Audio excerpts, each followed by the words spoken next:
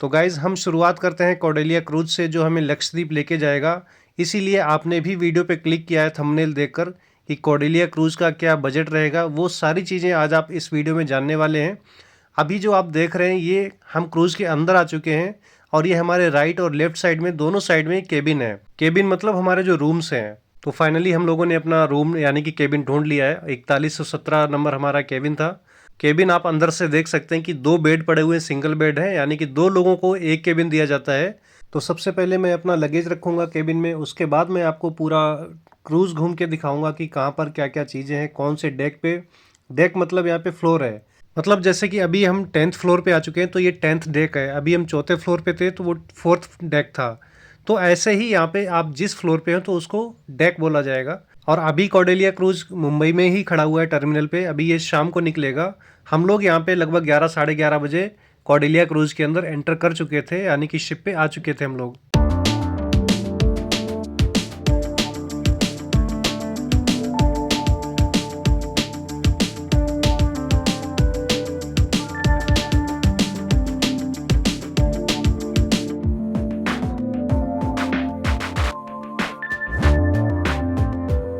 दोस्तों इस वीडियो में आपको पूरी जानकारी मिलने वाली है कि अगर आप लक्षद्वीप के लिए निकलते हैं मुंबई से तो आपको क्रूज़ के अंदर क्या क्या मिलने वाला है, यानी कि क्या क्या फैसिलिटी है क्रूज़ के अंदर। तो आप सामने देख सकते हैं मुंबई शहर है। अभी हमारा जो शिप है मुंबई में ही खड़ा हुआ है। यहाँ से लगभग वही 6 बजे निकलेगा शाम को। शायद लक्षद्वीप पहुँच आप वो एंजॉय नहीं कर पाएंगे जो आपको इस क्रूज़ में मिलने वाला है। तो वीडियो बहुत इंटरेस्टिंग होने वाला है। जैसा कि आप देख सकते हैं कि ये यहाँ पर स्विमिंग पूल बना हुआ है। यहाँ पे बच्चे बड़े सभी लोग, कोई भी यहाँ पे नहा सकता है। किसी के लिए यहाँ पर कोई बाउंडेशन नहीं है।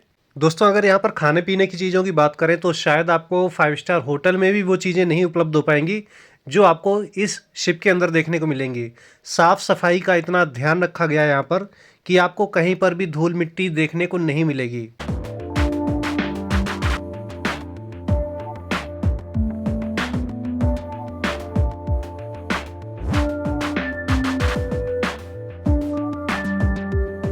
गाइस जब आप 10th डेक पे आते हैं तो यहाँ पर जो डोर्स लगे हुए हैं वो भी आप देख सकते हैं कि ऑटोमेटिक हैं, यानी कि आपको खोलने बंद करने के लिए हाथ लगाने की ज़रूरत नहीं पड़ेगी।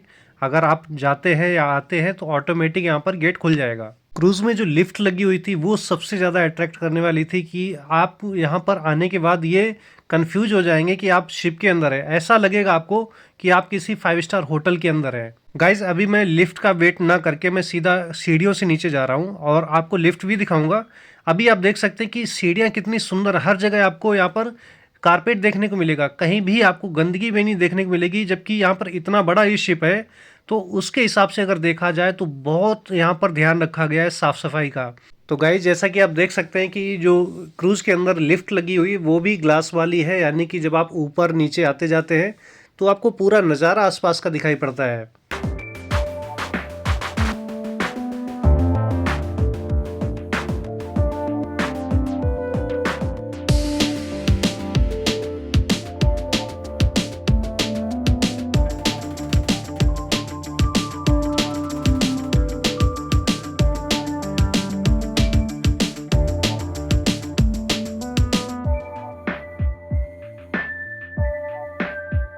गाइज इस शिप के अंदर सारी चीज़ें आपको देखने को मिलेंगी। जैसा कि अभी आपने देखा थिएटर भी है और यहाँ पर थिएटर में दिन में भी प्रोग्राम्स होते हैं, शाम को भी प्रोग्राम्स होते हैं।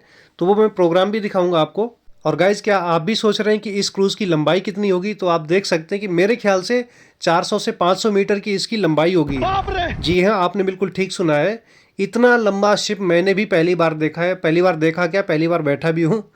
तो गाइज़ यहाँ पर बहुत सी चीज़ें ऐसी हैं जो सस्पेंस में हैं, यानी कि अभी मैंने भी यहाँ पर पूरा क्रूज़ घूम के नहीं देखा है। लेकिन जहाँ तक देख चुका हूँ मैं या जो भी आपको दिखा रहा हूँ, बहुत सुंदर क्रूज़ है अंदर। ये एक अमेरिकन क्रूज़ है जिसका नाम ही आप सुन के समझ गए होंगे कि कॉर्डेलिया क्रूज़ इसका नाम है। आइए थोड़ा इधर भी नज़र डाल लेते हैं। ये इधर क्या है, तो इधर ये शॉप है, आप यहाँ पर आके शॉपिंग कर सकते हैं। बजट यहाँ पे थोड़ा हाई होना चाहिए आपको कुछ भी अगर ख़रीदना है। ये सामने कसिनो है, जिनको कसिनो में कुछ खेलना है तो वो कसिनो में आके यहाँ पर अपना शौक पूरा कर सकते हैं।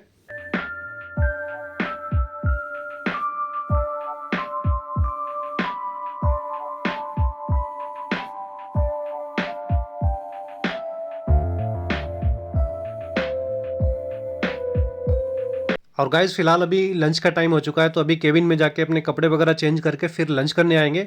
और अंदर आप देख सकते हैं कि जहां तक हमारी नज़र जा रही है, हमारे दोनों साइड में, राइट एंड लेफ्ट साइड में केबिन यानी कि रूम्स हैं। गाइस आपका अगर क्रूज़ के अंदर पहला दिन है तो यहाँ पर आप हो सकता है रूम ढूंढने में थोड़ा आपको टाइम लगे, लेकिन मैं आपको यहाँ पर बता दूंगा कि आपको रूम कैसे ढूंढना है। हर केबिन के बाहर यानी कि रूम के बाहर रूम नंबर लिखा हुआ है। और गाइज फाइनली हमारा क्रूज़ यानी कि कॉर्डेलिया क्रूज निकल पड़ा है लक्षद्वीप के लिए। शाम हो चुकी है, लगभग 6-6:15 बजे का टाइम है। और आप देख सकते हैं कि बहुत हल्का महसूस होता है जब ये क्रूज चलता है, और वो भी आपको तभी पता चलेगा जब आप क्रूज के नीचे साइड में देखेंगे। अगर आप आसपास देखेंगे तो कहीं आपको कुछ भी नज़र नहीं आएगा, लेकिन जब आप नीचे ऐसे झांक के देखेंगे तो आपको पता चल जाएगा कि क्रूज हमारा चल रहा है या रुका हुआ है।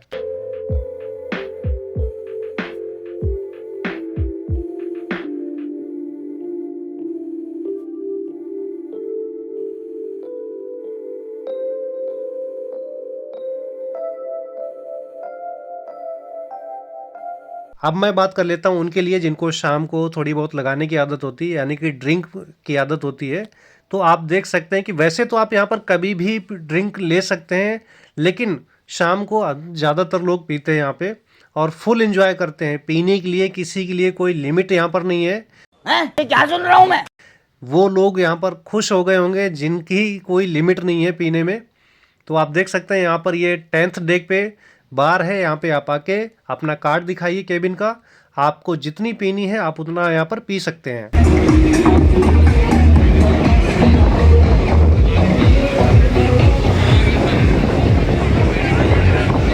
वैसे तो शिप की बहुत ज़्यादा स्पीड नहीं होती है, मेरे ख्याल से वही 25 से 30 की स्पीड में चलता होगा। और क्या पता थोड़ी बहुत स्पीड कम भी हो, क्योंकि जब ये लक्षद्वीप पहुँचेगा तो लक्षद्वीप पहुँचने से पहले ही मोस्टली आपको एंजॉयमेंट जो करने को मिलता है वो शिप के अंदर ही मिलता है। इधर से जो ये शिप जाएगा धीमी स्पीड में जाएगा, उधर से जब हम आएंगे तो थोड़ा जल्दी पहुंचा देगा आने के टाइम।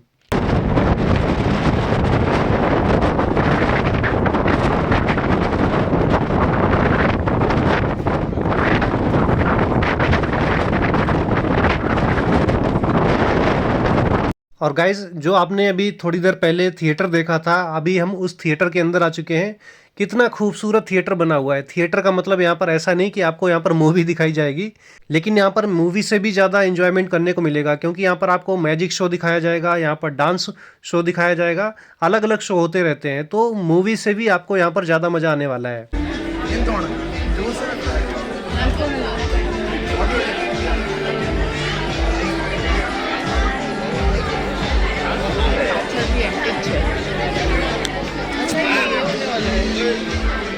और फिलहाल हम लोगों ने अपनी अपनी सीट ले ली है, और ऊपर ये बालकनी है, ऊपर भी बैठ के लोग यहाँ पर शो देखते हैं, जो भी प्रोग्राम होता है यहाँ पर।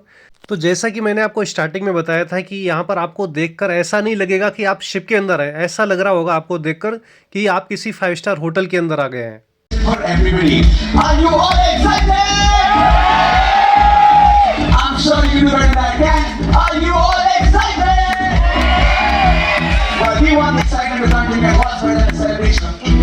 Dancers, I was colorful and super duper entertaining. All you need to do is just sit back, relax, and give our performers a lot of love. So, are we ready? Yeah! Perfect. Keep the applause going, keep the cheers going as we present to you the Indian Cinema Magic.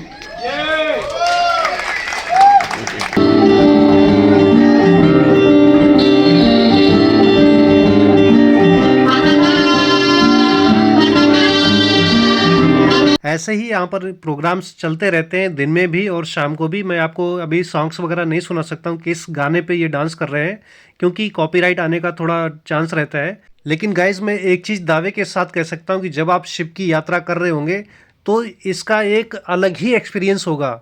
ऐसा experience शायद आपने life में ना तो कभी लिया होगा और ना कभी ले पाएंगे, क्योंकि 2.5-3 दिन आपको लगातार पानी के अंदर ही रहना है। आपका जो शिप है लगातार पानी में चलता रहेगा और उसके अंदर ही आपको ये चीज़ें, सारी चीज़ें देखने को मिलेंगी।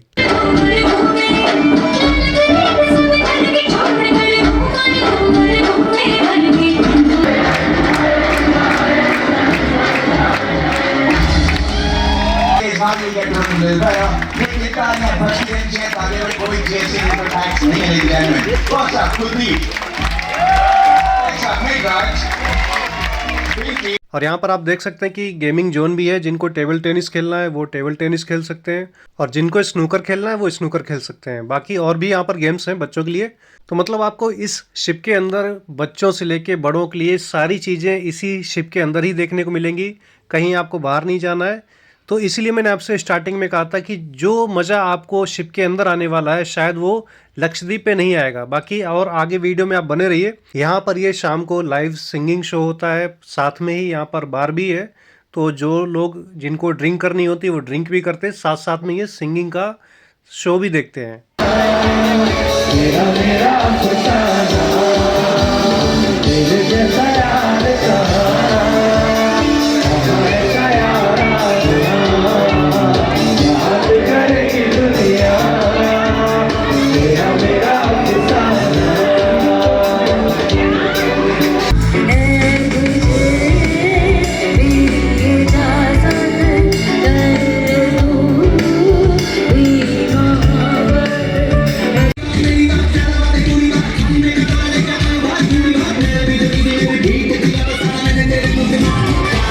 तो दोस्तों अभी जो आप लाइव सिंगिंग शो देख रहे थे वो 5th डेक पे होता है। अभी हम 10th डेक पे आ चुके हैं, यानी कि 10वें फ्लोर पे आ चुके हैं।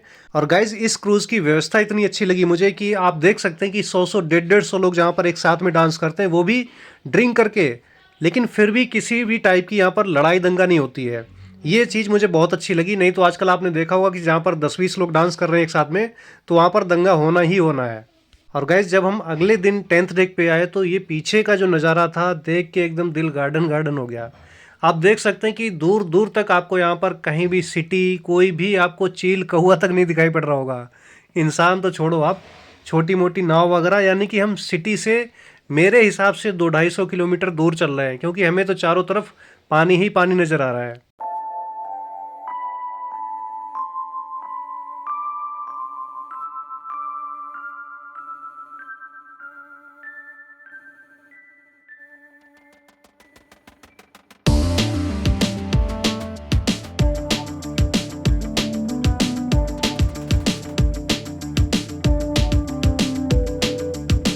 और जैसा कि अभी थोड़ी देर पहले मैंने आपको बताया था कि थिएटर में दिन में और शाम को दोनों टाइम यहाँ पे प्रोग्राम्स चलते रहते हैं। तो अभी यहाँ पर हम लोग थिएटर में आ चुके हैं, और यहाँ पर अभी क्या प्रोग्राम चल रहा है आप देख सकते हैं।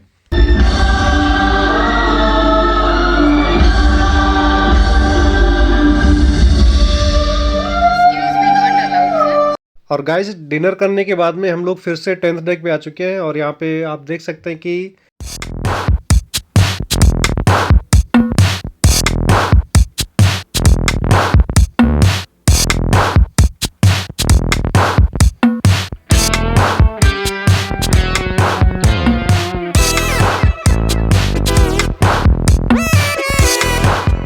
और दोस्तों आज 3rd डे है और आज शिप कोची में रुका हुआ है। आज हम लोग कोची घूमने जाएंगे।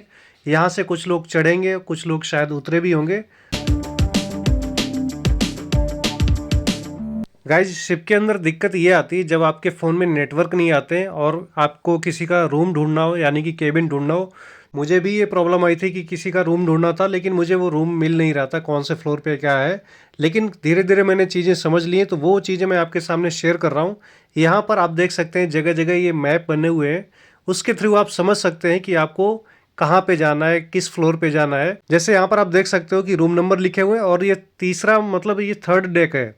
तो वैसे कोई दिक्कत नहीं होती, जब आप यहाँ पर रहेंगे तो आपको ऑटोमेटिक चीज़ें यहाँ पर समझ में आ जाएंगी।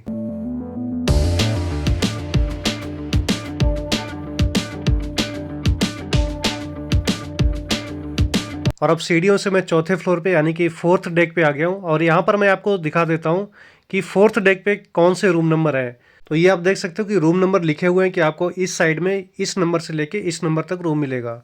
तो यहाँ पर कोई दिक्कत नहीं होती है। वैसे हर मोड़ पे यानी कि हर कॉर्नर पे नंबर लिखे हुए हैं, 4201 से लेके 4215 तक इधर है।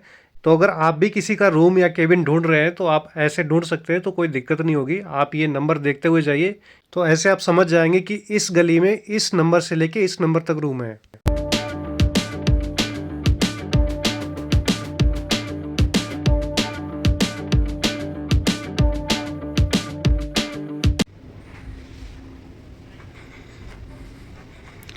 रूम खोलने का सिस्टम ये हमारा रूम है और यहाँ पे रूम को केबिन बोला जाता है। ये कार्ड जो है यही यहाँ की है। लाइट जल गई, खुल गया, खुल जा सिम सिम। ये है केबिन।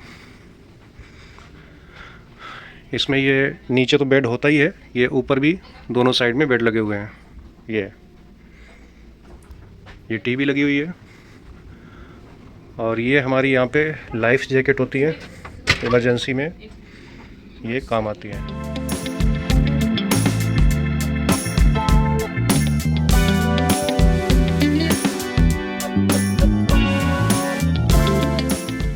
तो गाइज़ फाइनली आज 4th डे हम लोग पहुंच चुके हैं लक्षद्वीप। और ये जो आप नीचे बोट देख रहे हैं, इसी से लोगों को किनारे तक छोड़ा जाएगा, क्योंकि क्रूज लगभग 1 किलोमीटर दूर खड़ा हुआ है, गहराई में खड़ा हुआ है, क्योंकि इतना भारी जो शिप है ये किनारे नहीं खड़ा हो सकता है। ये जो आप नारियल के पेड़ देख रहे हैं सामने, ये लक्षद्वीप के टापू पर ही है। और लक्षद्वीप एक टापू है, कोई मतलब यहाँ पर ये सिटी नहीं है, चारों तरफ समुद्र से घिरा हुआ है। तो गाइज़ इस बोट के थ्रू हम लोग जाएंगे लक्षद्वीप। साइड में किनारे गाड़ियाँ खड़ी हुई हैं, तो वहाँ से गाड़ियाँ लेकर जाएंगी।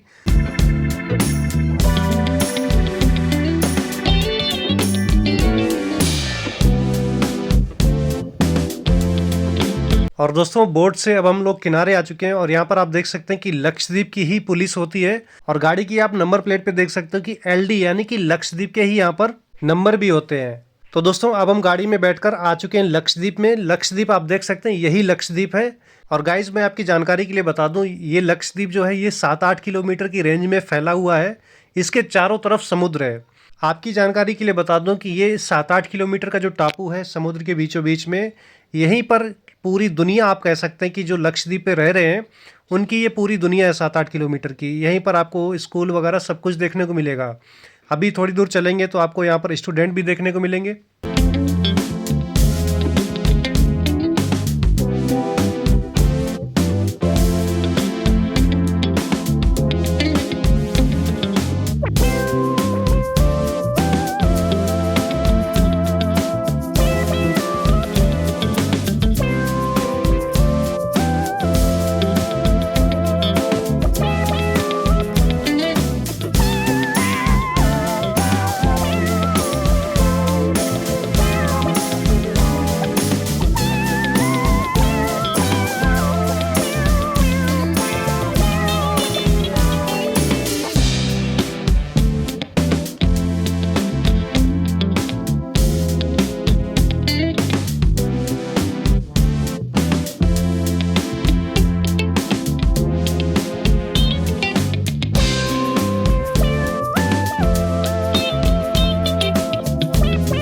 तो गाइज़ फाइनली हम आ चुके हैं उस बीच पर जिसकी वजह से ये लक्षद्वीप फेमस है, जिसकी वजह से लोग यहाँ पर आते हैं। तो अभी मैं यहाँ पे दिखाता हूँ कि यहाँ के कल्चर क्या क्या है। नारियल पानी पिएगा, नारियल पानी।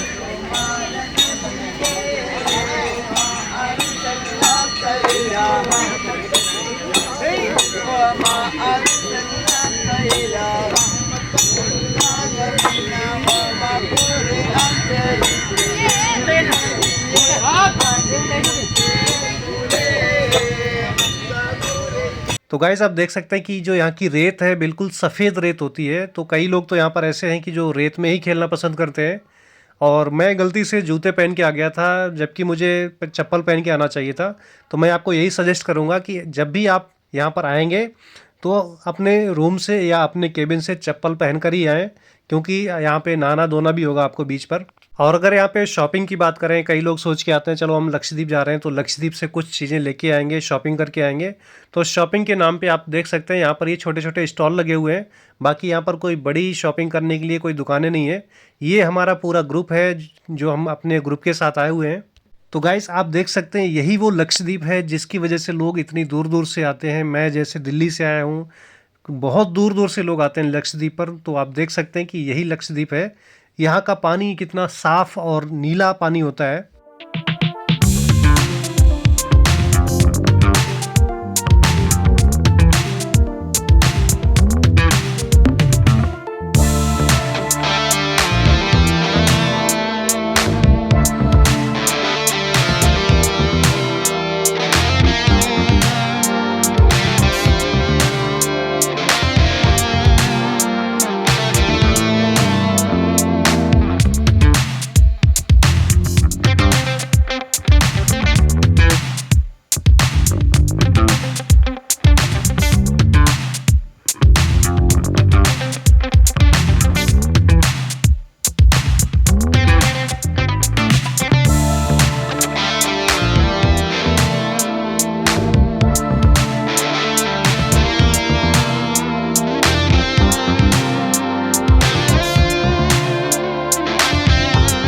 गाइस मैं आपकी जानकारी के लिए बता दूं कि जो ये मैंने अपना ब्लॉग डाला है, थोड़ा लेट डाला है चैनल पे। यही जो वीडियो है हमारा ब्लॉग है जनवरी महीने का है, और जनवरी महीने में ये हाल होता है यहाँ पर कि आपको यहाँ पर टी शर्ट में भी गर्मी लगती है। जी हाँ, आपने बिल्कुल ठीक सुना है। तो इस चीज़ का आप बिल्कुल ध्यान रखना कि जब भी आप यहाँ लक्षद्वीप का प्लान बनाते हैं तो आप यहाँ पर गर्म कपड़े मत लाइए, क्योंकि आप गर्म कपड़े नहीं पहन पाएंगे यहाँ पर। आप इसी से अंदाज़ा लगा सकते हैं कि लोग यहाँ पर छाया ढूंढते हैं। इतनी गर्मी होती है यहाँ पर कि लोग धूप में खड़ा होना पसंद ही नहीं करते हैं।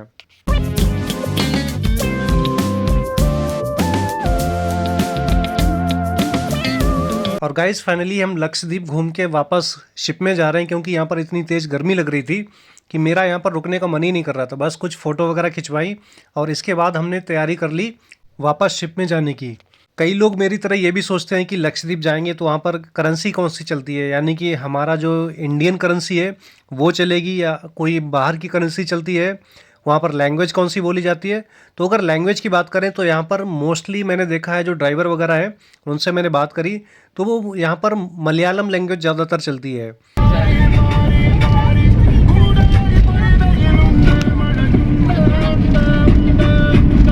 आप ये गाना सुनकर समझ ही गए होंगे कि यहाँ पर कौन सी लैंग्वेज चलती है। मुझे इस गाने में कुछ भी समझ में नहीं आया, बस मारी मारी समझ में आया।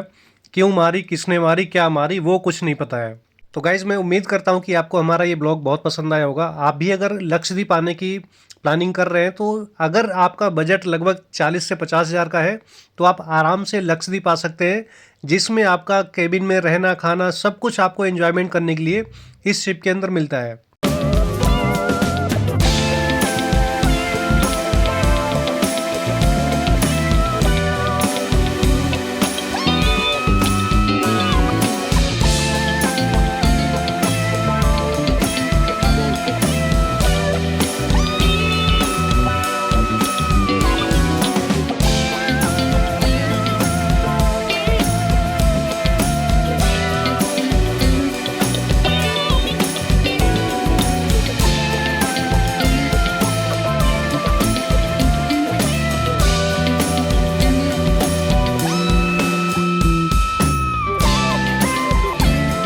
तो गाइज़ फाइनली मैं वापस आ चुका हूँ क्रूज़ के पास में। जैसा कि आप देख सकते हैं क्रूज़ लगभग 1 किलोमीटर की दूरी पे खड़ा हुआ है समुद्र के अंदर।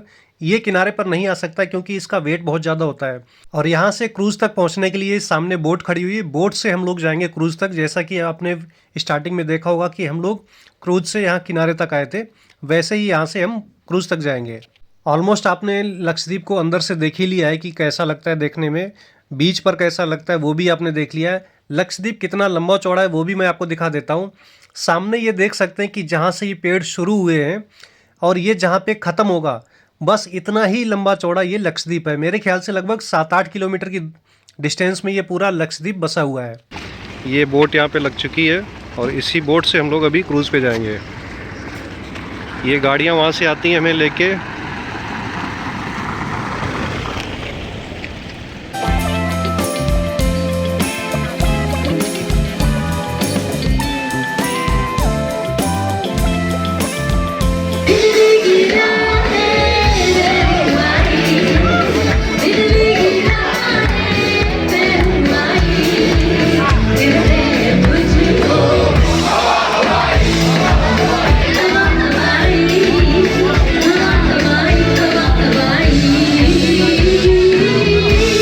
तो गाइज़ इसी के साथ हमारा ये लक्षद्वीप का ट्रिप कंप्लीट होता है और वापस हम आ चुके हैं मुंबई।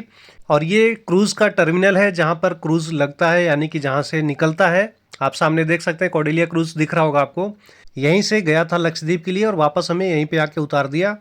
आपको ये ब्लॉग कैसा लगा? कुछ अगर हमसे मिस्टेक हो गई हो, कुछ चीज़ें अगर मिस हो गई हो कि हम आपको नहीं बता पाए, तो आप कमेंट बॉक्स में कमेंट करके पूछ सकते हैं।